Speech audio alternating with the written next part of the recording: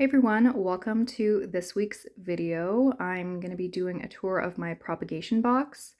This lives on my plant shelf that I did a tour of last week, but because there are so many different plants in here, I wanted to do a separate video just to show you all of these.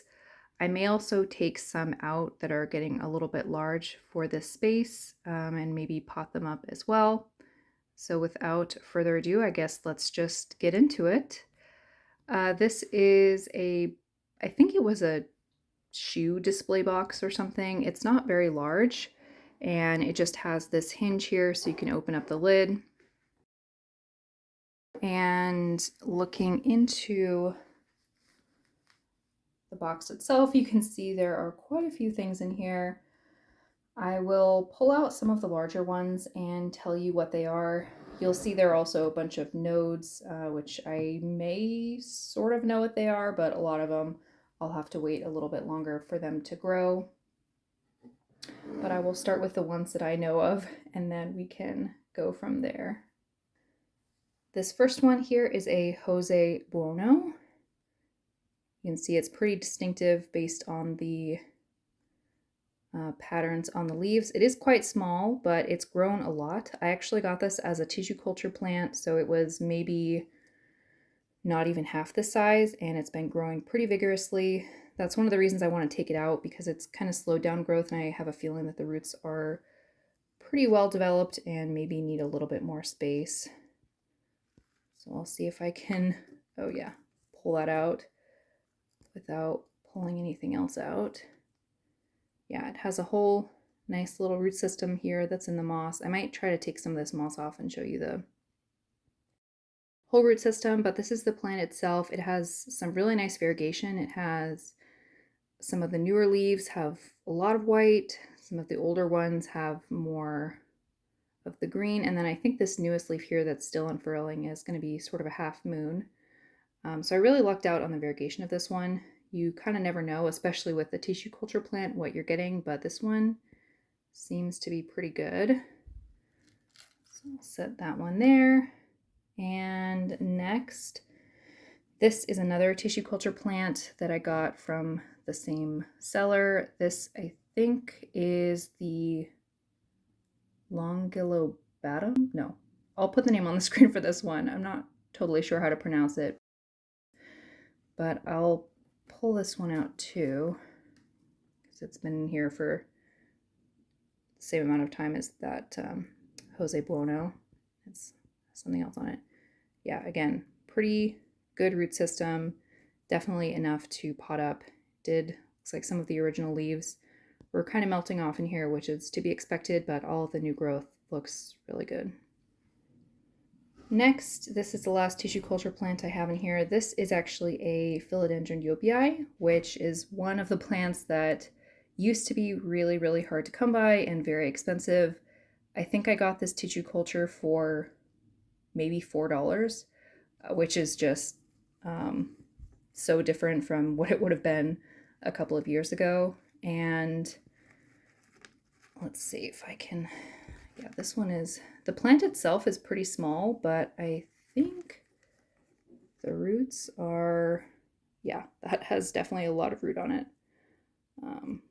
So time to come out. All right, here are my 3 little tissue culture plants. And I'll probably pull a couple of other things out, mostly the ones with leaves. I think everything else is really just mainly a wet stick. This is a, what is this? Oh, this I think is an Anthurium longistrorsum. And I haven't really seen many people collect this. I got this from Equigenera, and originally it grew into a very large plant with really long petioles, and I decided to cut it up. This is one of the nodes. I actually might leave this one in there a little bit longer, because even though it does have a leaf, it doesn't have a ton of roots, and it looks like it is also coming out with another leaf. Let's see, maybe I'll just put that one over here to kind of redistribute things. You can see there are just nodes all over the place. It's really jam-packed in here. This one maybe is ready to come out. I don't know. This one I'm pretty sure is an L. Choco? Maybe? Could be Melanochrysum, but I think it's probably an El Choco. I might leave this one in here too, just because the roots are not really all that full. Okay, I'll put this one here where I have a little bit of space. This one, hopefully I can take out. This is a Philodendron tortum. I propagated this one as well, just from a wet stick that I got locally. And is another plant that I've been wanting for a really long time, but was kind of hard to find and pretty expensive, but now the prices have really come down. You can see this growth is not, it doesn't really look like what you would expect a tortum, except for this one leaf that's older, has a little bit of the shape, but I think this new leaf is at least separating a little bit. But yeah, this root system is pretty healthy and probably could do with a little bit more space. I'll try to identify a couple more things, but as you can see, most of it will be, probably will have to wait a little bit longer. This one right here is a Piper paramatum. I do have another one that's growing in my Millsbow terrarium, and this is one that I propagated from that. For some reason, it was doing really well and then flowered and completely died back. I think it is regrowing from the part that I left in the Millsbow, but I thought I might try another kind of environment. But this one doesn't really have any leaves or anything. It's just this sad little stem, but it doesn't really seem to be declining too much more. I'll just kind of have to hope for that one. This is the only Piper that I have, and I'm not all that familiar with how they grow, but yeah, definitely learning by doing with this one. Let's see, I have some alocasia corms. I think these are just the regular green dragon that I have. When I repotted it, it had a bunch of corms that I just stuck in here. Some of them are sprouting now. This node, I have no idea what it is. It hasn't sprouted at all yet. This is some kind of syngonium. I think this might be a propagation from the Syngonium albo I have, but this one may be reverting. Doesn't really look to have any white on it. This, I have no idea what this is. It's velvety, but I can't really tell. I think a lot of these are maybe jade skinned apsis. I cut up a vine that had not too many leaves and was just getting kind of leggy. I cut that up and propagated each node in here. So that's probably what a lot of this is. Yeah, I think that's pretty much it for the tour of the actual prop box. There's not too much else to see in here. There's really just moss, perlite, and a bunch of wet sticks for now. But I will go ahead and pot up the other plants and we can put those back on the larger shelf. I've set up my little potting station. I have my little plants here. I have some cups that I think are going to be about the right size. And then I have just some extra sphagnum moss. I'll probably just keep these ones in moss for now until they get a little bit bigger. Let's see. I was thinking of taking the moss off, but since I'm just going to leave them in moss, I might as well just keep it on. This one is pretty small, and I think it'll fit in one of these smaller cups. I'll just add a little bit more moss to the bottom. Let's see, what's the biggest one? Maybe this one or the tortum. I think I'll put this one in. Actually, I might put this one in here. And then, wow, the Yopi, even though the plant itself is so small, I think it has the biggest root system. Let's see, maybe I'll actually put that one in here. Put the Yopi in this one, and then put the tortum in here. Yeah, I think that'll work. Actually, I think this.